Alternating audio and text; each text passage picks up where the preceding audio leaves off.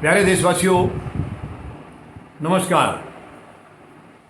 मैं आप सबसे निवेदन करता हूं, हमारे समाज में बुराइयां बढ़ती जा रही हैं, कुरीतियां बढ़ती जा रही हैं। इसे हमें बहुत गंभीरता से लेना होगा और समाज से बुराइयों का अंत करना होगा, क्योंकि हमारी सरकारें इस तरफ गंभीर नहीं हैं।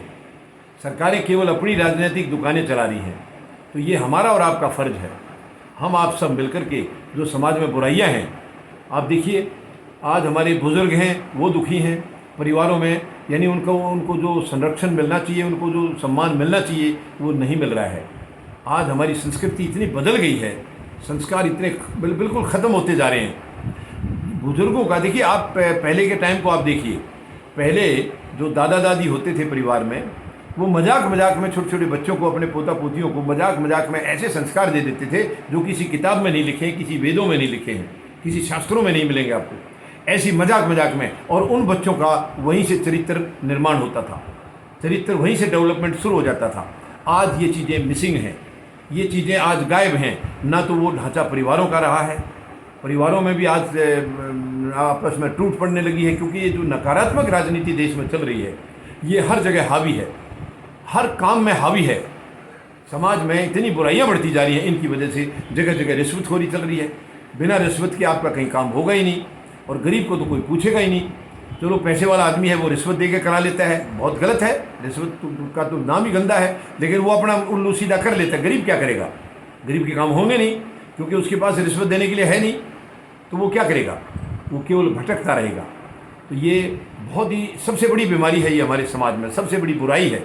हमें इन बुराइयों का खात्मा करना होगा, बुराइयों का अंत करना होगा, और ऐसी कोई भी चीज़ नहीं है जिसके लिए हम बिल्कुल मेहनत करें, कड़ी मेहनत करें, दिल से प्रयास करें, सच्ची नीयत से हम काम करें और वो काम कामयाब ना हो, ये हो नहीं सकता है। मैं आपसे निवेदन करूँगा, आज हमारी बहन बेटियाँ को देख लीजिए आप, कहीं भी सुरक्षित नहीं है। पहले का समय होता था, पहले खेत में यानी परिवार में से अकेली बहन बेटी को अगर खेत में जाना है तो बड़ी आराम से चली जाती थी। उनको माँ बाप कहते थे, बेटे वहाँ तुम्हारा चाचा है, तुम्हारा ताया है, कोई चिंता की बात नहीं है, जाओ। वो खेत में जाके अपना काम करके आ जाती थी निश्चिंत होकर के। आज वो जो चाचा और ताया है वही आज दुश्मन है, आज वही दुश्मन है, उन्हीं से आज बेटियों को खतरा है। ये बड़ी शर्म की बात है।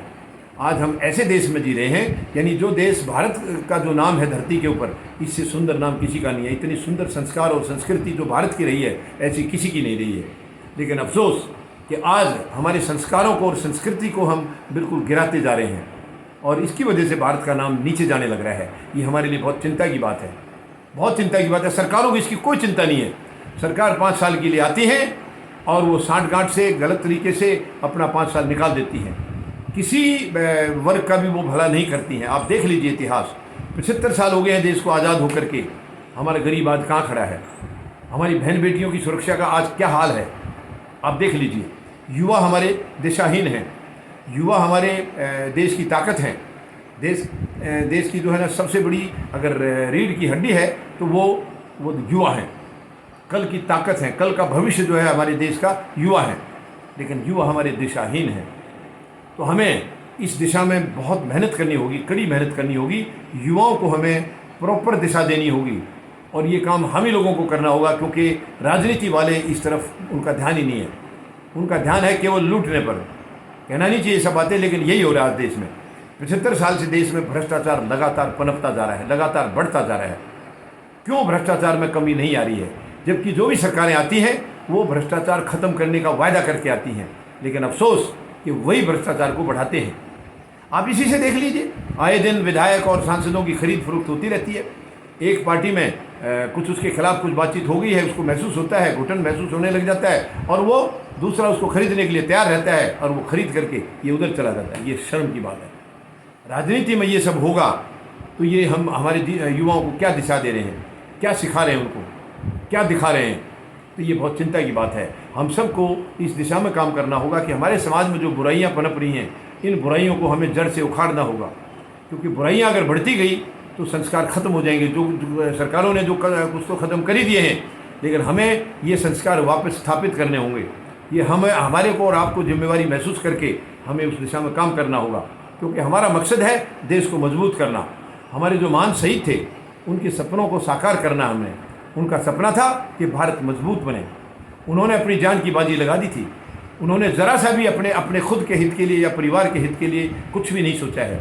अपनी कुर्बानी दे दी उन्होंने, अपनी आहुति दे दी अपने जीवन की, केवल इसलिए कि हमारा देश सुरक्षित रहे। यानी देश के और देशवासियों के कल को सुरक्षित करने के लिए वो अपने आज को मिटाकर चले गए थे।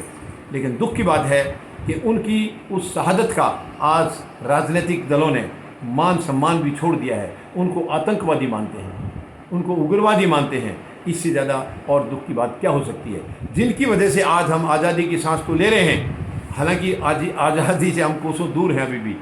फ़र्क क्या है कि वो काले अंग्रेज़ थे जिनके हम गुलाम थे। आज उस टाइम से जो अंग्रेज़ थे, जो सचमुच अंग्रेज़ थे, वो गोरे अंग्रेज़ थे, आज काले आ गए उनकी जगह। केवल रंग बदल गया है, केवल रंग बदल गया है। यही हमारे लिए सबसे बड़ी दुखद है। अंग्रेज़ चले ज़रूर गए हैं, लेकिन अपने डुप्लीकेट यहाँ छोड़ गए हैं। जो गोरे जो है गए हैं वो काले उसके रूप में अपने खुद को, अपने जो उनके उत्तरदायी हैं उनको छोड़ गए हैं। यही हमारे लिए चिंता का कारण है। ये हमारे लिए बहुत अफसोस की बात है। हमें इनको उखाड़ना होगा। इनको तभी उखाड़ सकते हैं जब हमारा समाज मजबूत होगा, क्योंकि समाज मजबूत होगा तो हमारा जो मतदान करने का जो ढांचा है वो मजबूत होगा। हमें मतदाताओं को बहुत मजबूत करना होगा। हमें बहक करके किसी को वोट नहीं देनी है, बहकावे में आकर के वोट नहीं देनी है, किसी के इम्प्रेशन में आकर के या किसी के डर से वोट नहीं देनी है। हमें अपनी अंतरात्मा की आवाज़ सुन करके वोट डालनी है। जो हमारी नज़र में सही है, बिल्कुल ईमानदार है, चरित्रवान है, चरित्रशील है, हम उसी को वोट दें। गलत लोगों को हम बिल्कुल वोट ना दें। अगर हमने अच्छे लोगों को वोट देना शुरू कर दिया तो समाज से बुराइयां खुद ब खुद ख़त्म हो जाएंगी, क्योंकि अच्छे लोग आकर के समाज को मजबूत करेंगे, वो समाज के लिए काम करेंगे। आज जो प्रतिनिधि हैं वो अपने लिए काम कर रहे हैं, अपनी पार्टियों के लिए काम कर रहे हैं, उनको समाज से लेना देना नहीं है। ये हमारे लिए सबसे बड़ी चिंता का कारण है। आज हमारे समाज में इतनी बुराइयां हैं कि युवा, जो बच्चे, छोटे छोटे बच्चे हमारे, जो ऐसे माहौल में पल रहे हैं कि उनको वहीं से उस बुराइयों का असर होना शुरू हो जाता है। उन बच्चों में भी ये चीज़ें आ जाती है। नशा देखिए आप, नशा भारत से कोसों दूर था। आज कई जगह हमारे देश में कई जगह नशे को इतना बढ़ावा दिया जा रहा है। क्यों? ये लोग जो राजनीति में बैठे हैं, ये लोग नशे के भी व्यापार करते हैं। ये नशे के व्यापार, क्योंकि ये सौदागर हैं।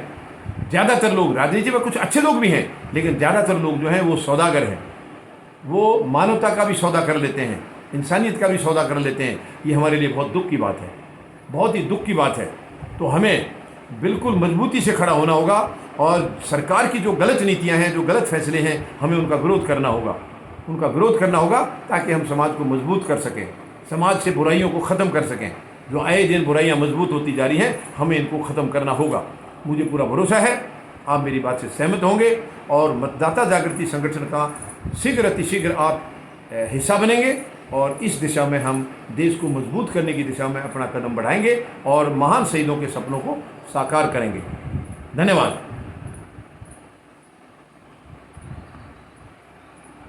जय जवान, जय किसान, जय हिंद।